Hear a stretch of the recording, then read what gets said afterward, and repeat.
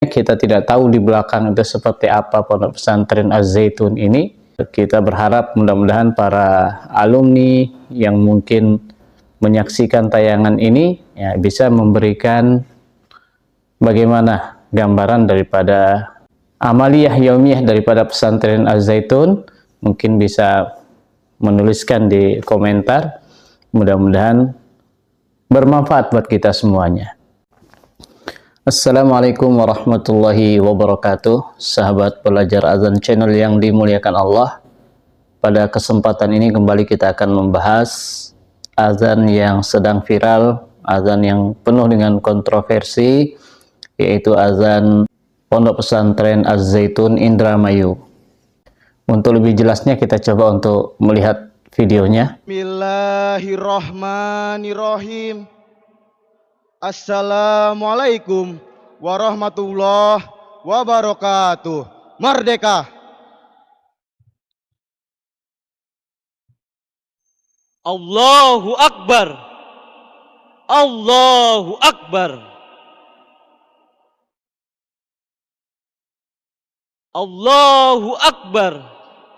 Allahu Akbar.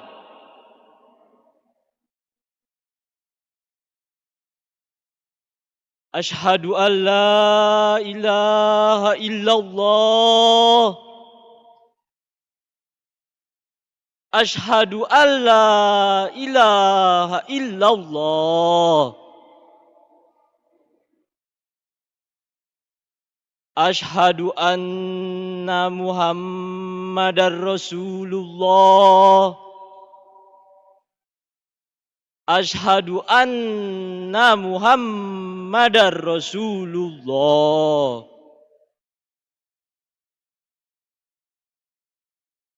Hayya 'alas shalah. Hayya 'alas shalah. Hayya 'alal falah. Innal hamdalillah Hayya 'alal nahmaduhu wa falah. nasta'inuhu wa nastaghfiruh. Allahu Akbar. Allahu Akbar. La ilaha illallah.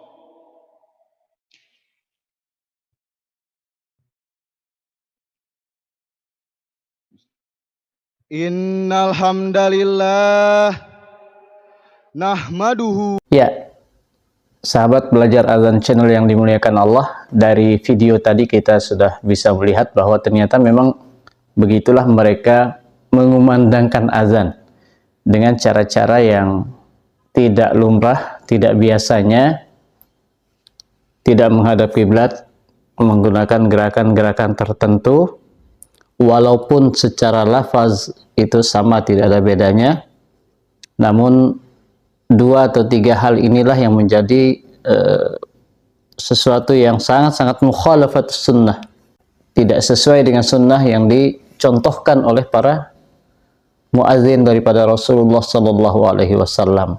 Dari sini kita bisa membahas atau menjelaskan bahwa memang ada kekeliruan, bukan pada lafaz azannya, tapi tata caranya.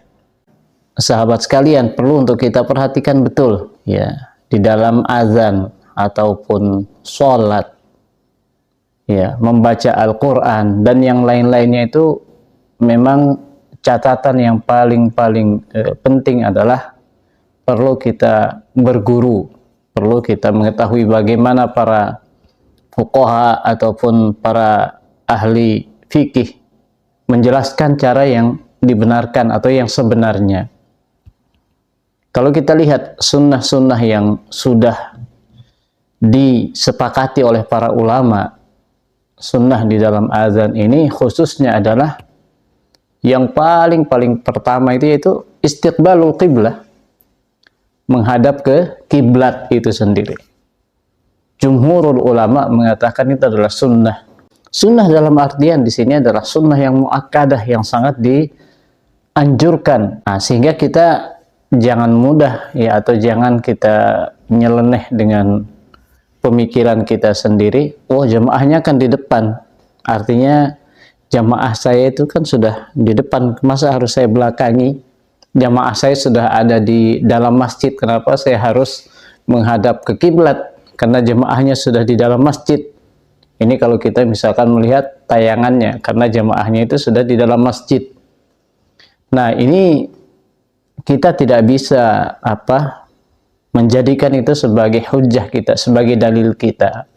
Karena permasalahan azan ini, tata caranya itu adalah tauqifiyah. Sesuatu yang sudah pakem, yang sudah jelas. Nah, ini yang penting. Menghadap ke kiblat, kemudian tata cara yang lainnya tidak ada diajarkan, ya gerakan-gerakan seperti yang kita sudah saksikan bersama-sama. Allahu Akbar, Allahu Akbar, Allahu Akbar, Allahu Akbar, asyhadu an la ilaha illallah. Ini bukan dalam kondisi kita berpuisi ataupun berteater, tidak. Ini dalam kondisi kita sedang mengumandangkan azan yang tauqifi tadi. Oleh karena itulah sahabat sekalian, kalau kita melihat hal-hal yang keliru seperti ini, ya perlu untuk kita luruskan, untuk kita ingatkan, tentunya dengan kapasitas kita masing-masing. Jangan sampai ada saudara-saudara kita yang mungkin dengan menonton tayangan itu mencoba untuk azan seperti itu di tempatnya.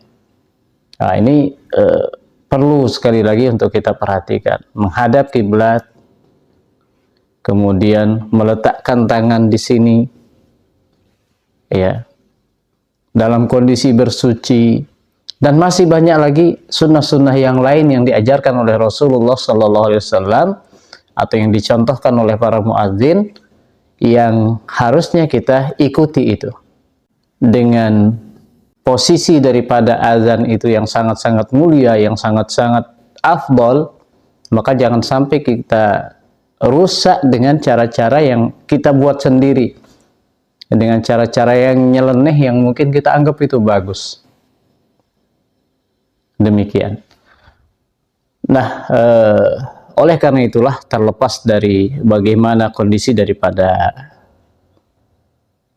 pondok pesantren Az-Zaitun ini, ya, apa latar belakangnya ataupun bagaimana riwayatnya, maka yang terpenting menurut saya di sini adalah ya kita perlu untuk pembelajaran, kita mengingatkan. Kita yang tidak punya power, tidak punya kemampuan untuk langsung mengingatkan, maka beginilah cara kita untuk mengingatkan. Nah, bagi pihak-pihak yang memiliki wewenang di sini, Departemen Agama misalkan, kemudian MUI, ya, kemudian Pemda, pemerintah daerah ataupun pemerintah pusat, saya rasa di sini punya kewajiban, punya peran untuk mengingatkan, meluruskan hal ini. Jangan sampai menjadi polemik yang berkelanjutan. Ya, jadi seperti itu. Ya, tidak hanya di dalam masalah adzannya, mungkin di dalam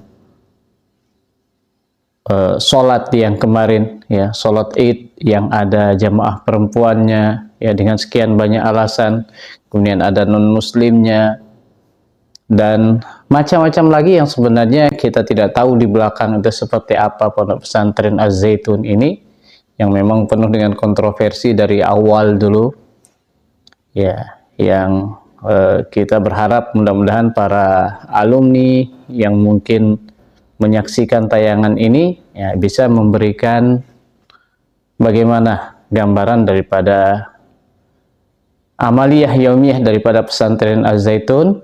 Mungkin bisa menuliskan di komentar, mudah-mudahan bermanfaat buat kita semuanya. Demikian berkaitan dengan kesalahan-kesalahan fatal di dalam azan yang dikumandangkan di Pondok Pesantren Az-Zaitun.